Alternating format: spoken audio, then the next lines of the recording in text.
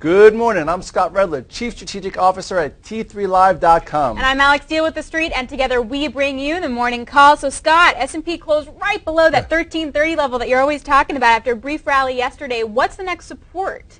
Well, right now we're opening a bit above it because yesterday they were defending it and defending it.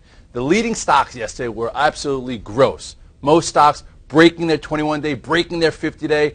Big key stocks, you're talking down $8, $10, 3-4%, and they were just holding the S&Ps at 1330. We were all trying to short the S&Ps besides those leading stocks, and it just nudged below it. So today's going to be an interesting day that we're opening above it. Do they open it up and sell it below? So I'm going to continue to watch that level. And then under that, I see there's no reason why these S&Ps can't get to its own 50-day moving average right around 1322. So it means that this kind of little bounce we're going to see today, you should totally ignore that because it's not for real. I mean, you can use it as a momentum trade, but as a long-term investor, you have to ignore that kind of bounce. I think for traders, it's going to be tough because we have a weird dynamic right now where we're very oversold. The oscillators are at levels where we do get key bounces, but most key stocks are broken. So if we do get a bounce, it's probably going to be short-lived. That's why I don't want to see the investor get in. But for a trader, we have to be very quick on our feet. So if you look here at the S&P, if you look where we were in September all the way to this recent top, now this is where we are. This isn't such a big pull-in, so that's why you don't know if we're going to get more. So if you take a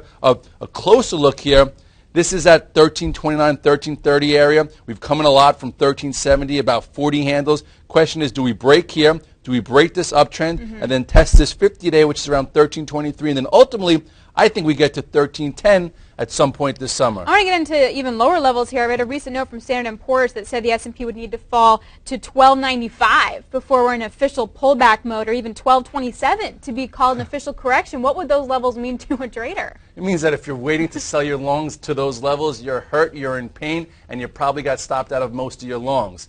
I actually like that 1295 level. I agree with Sam as far as that's in a prudent area where we'll be talking where I think investors should buy. That's why I think right now, if you're not involved, 1330 might be a little bit premature, even though we can get a small bounce. I'd rather see 1295 come into play. That's when I'd feel more comfortable telling guys to start, investing blindly for the longer term. And that was Sam Stovall, the Chief Investment Officer at Standard & Poor's.